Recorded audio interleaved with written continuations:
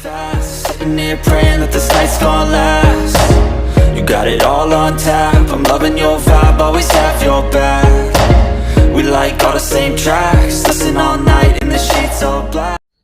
Hai, hello, salam sejahtera Malaysia. Selamat datang ke channel Fels Lifestyle. Tonton-tonton yang amat dihormati semua, terdapat satu isu hangat yang disebut-sebut ramai.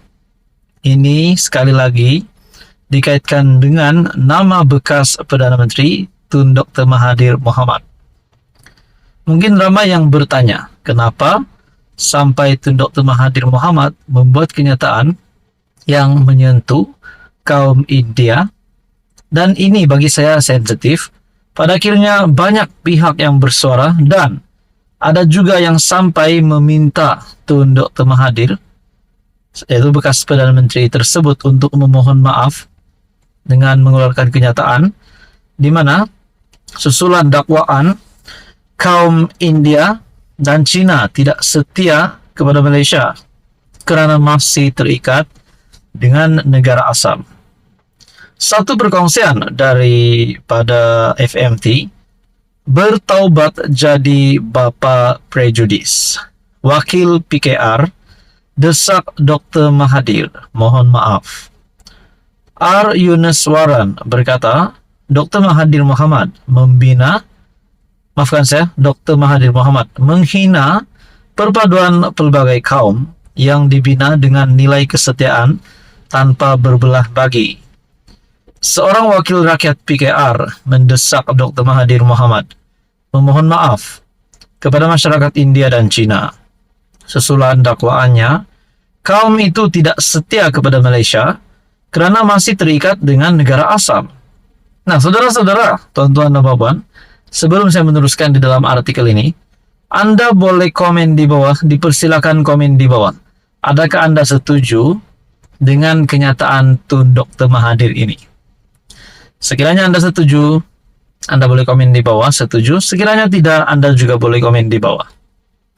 Ahli Parlimen Segamat R. Yuneswaran berkata, kenyataan bekas Perdana Menteri itu dalam satu temu bual terbitan Tanti TV baru-baru ini merupakan satu penghinaan terhadap perpaduan pelbagai kaum yang dibina dengan nilai kesetiaan tanpa berbelah bagi. Saya terkilan, sedih dan marah terhadap setiap kenyataan yang keluar dari mulut seorang negarawan yang sepatutnya menjadi figura waras dalam berbicara soal perpaduan. Lebih-lebih lagi, ia melibatkan sensitiviti masyarakat India dan Cina yang beliau dengan jelas menyebut they were immigrants from other countries. Mereka adalah pendatang dari negara lain.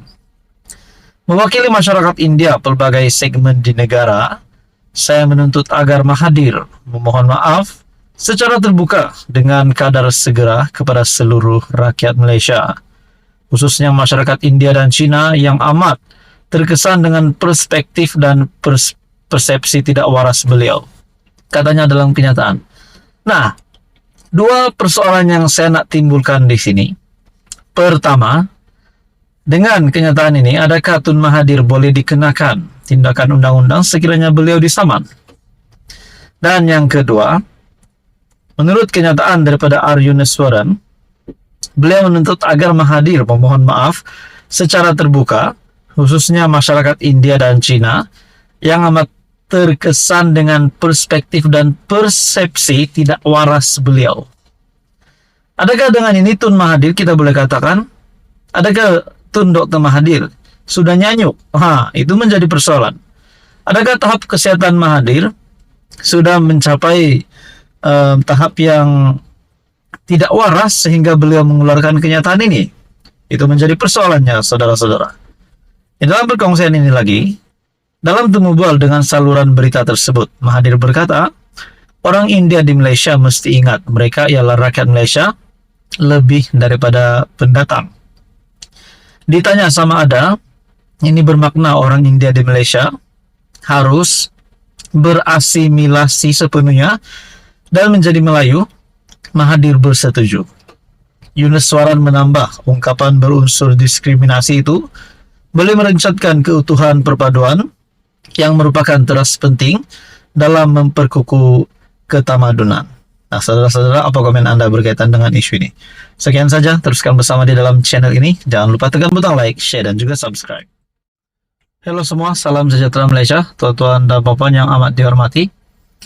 Saudara-saudara, terdapat satu lagi isu yang hangat yang menyebut ataupun yang menyentuh berkaitan dengan status parti PAS yang dipimpin oleh Presiden PAS Tan Sri Abdul Hadi Awang, yang juga ahli Parlimen Marang dan juga pengurus timbalan pengurusi Perikatan Nasional. Saudara-saudara, kejutan di mana satu kenyataan daripada seorang wakil rakyat yang menyebut Samsuri tak perlu perbodohkan rakyat Malaysia, kata Aziz. Nah, timbul banyak persoalan selepas membaca tajuk artikel ini. Adakah Ahmad Samsuri Mokhtar ataupun Dr. Sam, yaitu ahli Parlimen Kemaman, yang kita boleh katakan mungkin anak emas kepada Hadi Awang ataupun anak emas kepada PAS ini, tidak menjalankan tugas dengan baik? Nah, itu menjadi persoalannya, saudara-saudara. Kenapa sampai Aziz, yaitu pemimpin DAP, Aziz Bari, menasihati rakyat Malaysia supaya tidak terpengaruh dengan watak sederhana Naib Presiden PAS, Ahmad Samsuri Mokhtar, yang mendakwa parti itu relevan untuk semua kaum. Adun tebing tinggi itu memberitahu Malaysia kini, dia percaya PAS cuba mengetengahkan Ahmad Samsuri untuk memperbaiki kerosakan imej pelampau PAS di bawah kepimpinan presidennya sekarang, Abdul Hadi Awang. Dia tidak tahu bagaimana pemimpin PAS sebelum ini berurusan dengan landscape Malaysia. Hadi amat memalukan jika dibandingkan dengan pemimpin terkemuka PAS suatu ketika dahulu yang amat memahami kepelbagaian budaya Malaysia. Sebaliknya, Hadi memilih pendekatan ekstremisme dan perkauman, malah cuba menyalahkan orang bukan Islam kerana rasuah. Di bawah Hadi, wajah sebenar PAS ialah menggunakan agama untuk kepentingan politik sempit. Nah, itu komen daripada Aziz Bari, yaitu pemimpin DAP.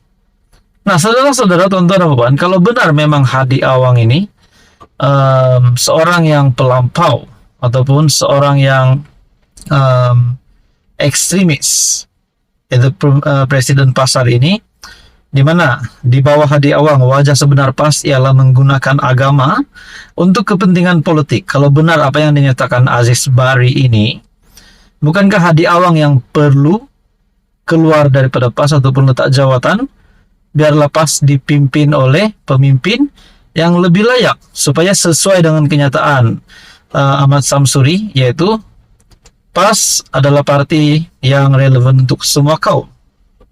Nah, kalau begitu saudara-saudara, bukankah Ahmad Samsuri pula yang perlu keluar daripada PAS dan mencari parti yang sesuai dengan image Ahmad Samsuri?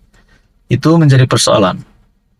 Di dalam artikel ini, Samsuri nampaknya tidak menyadari hakikat ini, dan dia adalah anak emas Hadi, dakwa Aziz. Ahmad Samsuri yang juga Menteri Besar Terengganu berkata, PAS bukan parti ekstremis seperti Taliban atau parti kampung. Sebaliknya, katanya, parti Islam itu memahami struktur masyarakat yang merangkumi berbilang kaum dan agama.